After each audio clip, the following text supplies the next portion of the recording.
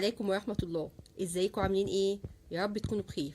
النهارده ان شاء الله هنعمل مع بعض السابليه، وهنعملها بطريقة حلوة جدا، وقد ايه هيطلع معاكي ممتاز. حاجة كده بتدوب في بقك، وفي نفس الوقت احلى كتير من اللي بتشتريه من بره. وهنزوقه بطريقة بسيطة بحيث برضه ما كلفكيش كتير. وهقول لك برضه لو حبيتي مثلا تعملي حاجة عالية شوية تعملي فيها ايه، ولو حبيتي تعملي حاجة اقتصادية ممكن تعملي فيه ايه. بس لو اول مرة تشوفيني ما تنسينيش في اللايك والاشتراك وتفعيل الجرس. نبتدي ونقول بسم الله.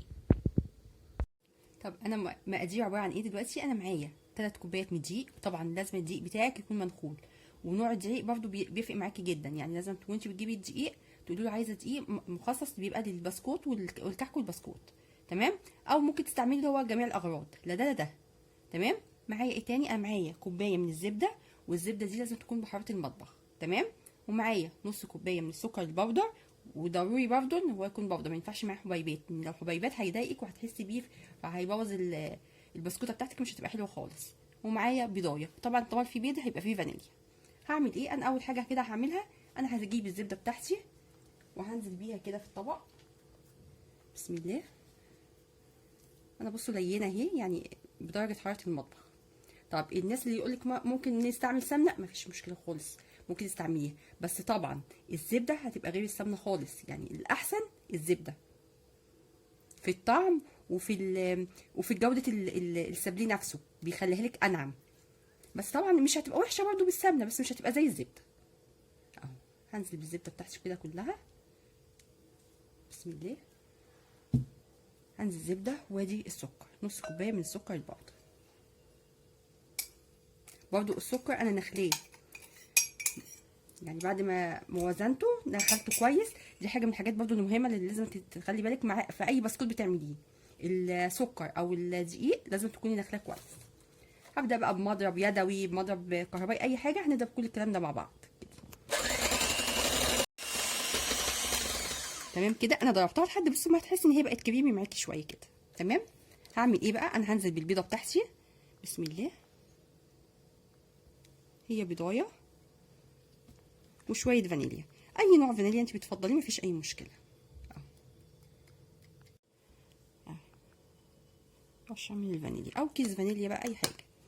وبرده هضرب ايه البيضه دي لحد ما ما تدوب خالص، تختفي معايا خالص. خلاص كده انا ضربتها لحد بس البيضه ما اختفت معايا كده. خلاص انا مش عايز المضرب في اي حاجه، هشيله بقى كده. بسم الله كده. وهبدا اجيب الدقيق بتاعي. طبعا انا كميه الدقيق ده 3 كوبايات بس، طبعا انا مش هنزل بيهم مره واحده، تمام؟ هبدا انزل شويه وهبدا اخلط لحد ما الاقي الخلطه العجينه بتاعتي بقت مظبوطه. اهو يعني مثلا هنزل بتلات ارباعها كده كده. وابدا طبعا البيتي فور زي البسكوتات يعني ما تدعكيش فيه، مجرد ان انت بتلمي العجينه اهو كده كده. هبدا بقى اشيل المعلقه بتاعتي. بسم الله. واخلطها بقى بايدي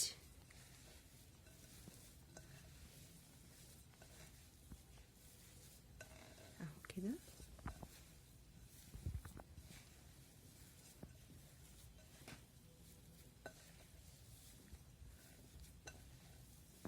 بس كده بصي العجينه معايا بقت حلوه خالص. هتعرفي امتى ان هي بقت كده حلوه ومش محتاجه حاجه؟ لما تدوسي عليها كده اهي كده وتلاقيها ما بتشقش معاكي كده، تبقى ممتازه جدا اهو، تمام؟ هعمل ايه بقى؟ انا هبدا اجيب القطعات بتاعتي. هو المفروض بس انا عندي الجو ساقع في البيت، تمام؟ فانا هشتغل عليها على طول. لكن لو انت عندك الجو حر او احنا في صيف، سيبيها على الاقل ربع ساعه كده في التلاجة تمسك نفسها، عشان تقدري انت وانت تشكليها بسهوله، تمام؟ انا هعمل ايه؟ انا هجيب كيسين من بتوع التلاجة بتوعنا كده عادي، ابدا افردهم كده. بسم الله. وجيبي بقى كل القطاعات اللي عندك، اي نوع قطاعه عندك، ما عندكيش مش مشكله، استخدمي كوبايه. بصي الموجود عندك اشتغلي بيه. انا عندي شويه قطعات كده هستخدمها. هبدا اجيب حته من البسكوت او السابليه بتاعي كده، مش جزء كده. بسم الله. وهبدا ان انا افرده. اجيب بقى الكيسه الثانيه عشان تسهل عليكي الايه الفرد كده. بسم الله. نبدا نفرد العجينه بتاعتنا طب انا هفردها كام سنتي، او هفرد عايزاها ايه؟ انا عايزاها ولا تكون رقيقه قوي فتتحرق منك في الفرن، ولا تكون تخينه لان احنا هنحطه اتنين فوق بعض، فانا مش عايزاها تبقى تخينه قوي. هي تقريبا بتاع 2 مللي او 3 مللي كده تبقى حلوه قوي كده.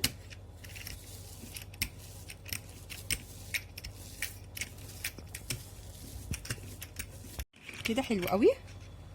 هبدا بقى ايه، جيبي بقى القطاعات بتاعتك واشتغلي. انا بحب بصوا القطاعات الصغننه دي، انت حابه اكبر من كده براحتك، دي حاجه بتاعتك انت، بس انا بحس ان هي كل ما هي صغننه كده بتبقى شكلها احلى، وحتى في طعمها بيبقى احلى. ابدا بقى اقطع كده بسم الله بالشكل ده. بصوا تخنها كده حلو جدا. تحسي كده وابدا احط.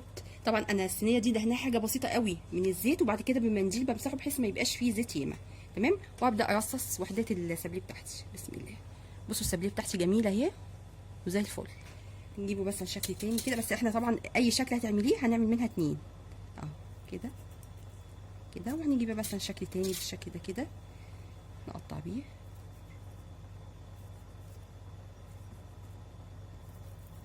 كده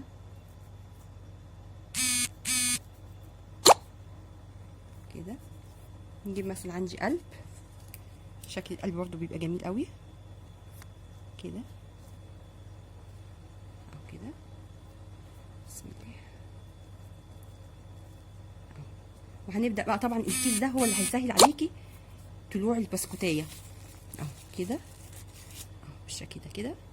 ونبدا نرصصها في الصينيه بتاعتنا اهي. طلعي كده، وزي ما قلت لك لو عايزه تكبري الحجم السبليهيه بتاعتك براحتك خالص كده.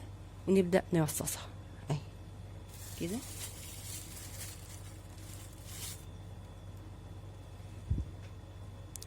بالشكل ده. انا هكمل بقى بقيه الكميه بالشكل ده، وطبعا اللي بيتبقى انا بلمه تاني وابدا افرده واشتغل فيه.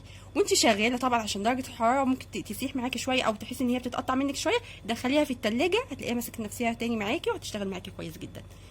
انا هكمل بقيه الكميه بالشكل ده وابدا ادخلها في الفرن. طب انا بحطها على درجه الحراره كام؟ انا بحطها على 170 ماشي، لحد ما تاخد لون ذهبي بسيط جدا من تحت. هو ما بياخده مش من اللي بياخد لون عادي يعني، مش زي البسكوت بياخد لون الغامق، لا انا عايزه اللون الذهبي الفاتح قوي. هيستوي ان شاء الله ونطلعه ونشوف شكله بقى عامل ايه. كده انا السابليه بتاعي استوى وبقى زي الفل. طب انا دلوقتي طبعا الخطوه اللي انا هعملها دي بتاعتك، تزوقيها بالطريقه اللي تعجبك. اول حاجه الحشوه بتاعتك، ممكن تحشيها مربى، ممكن تحشيها اي شوكولاته قبل الدهن، ممكن تحشيها زي ما انا هحشيها دلوقتي شوكولاتات.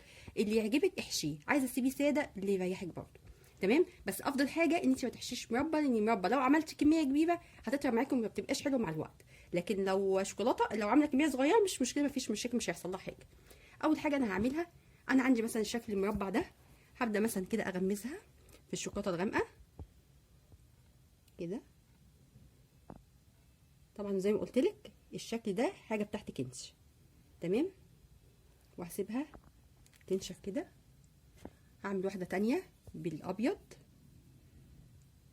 كده برضو، هسيبها تبرد تنشف تمام. انا عملت فيه كام واحده، حبيت ان انا افتحها. طبعا تفتحيها باي حاجه عندك، اي حاجه عايزه تفتحيها بيها افتحيها. وعملت فيه اشكال كبيره واشكال صغيره، دي برضو ترجع لك. هجيب مثلا الصغننين دول نحشيها مثلا ايه بالشوكولاته كده بسم الله. حاجه بسيطه بس تقفل ايه عشان نقفلوا بيها البسكوت السبليه بتاعتنا كده.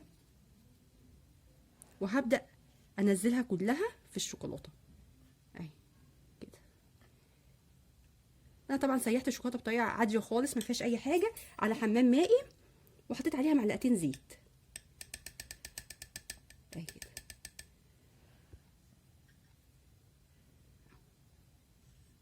بس كده. واساعد بقى بايه، باي معلقه كده تنزليها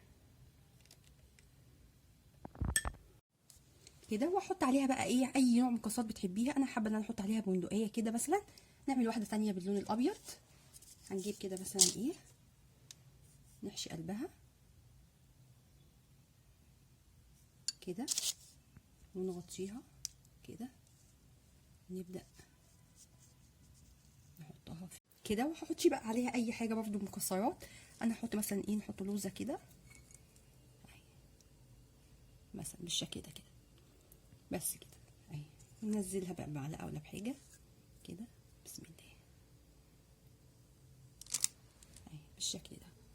ممكن بقى طبعا انا عندي هنا ممكن عندك ده سكر، كان عندي لون اخضر اللي احنا عملنا بيه الفستق الكداب. طبعا انا مش هسيب اللون في حاله يعني، فقلت خلاص جبت شويه سكر عملته زي الجفيطه كده يعني عشان نزوق بيه. عندي هنا بقى سوداني مجروش، عندي شوكولاته بيضاء، عندي اسبانكل، بس انا كنت حابه صراحه المكسرات اكتر، فانت دي حاجه بتاعتك انت. ممكن مثلا نعمل شكل ساده خالص يعني، نشوفه مثلا كده مع بعض كده. نحط مثلا ايه شوكولاته غامقه كده بسم الله كده تمام. نحطه على الجزء التاني كده، وابدا احطها في الشوكولاته بتاعتنا كده بسم الله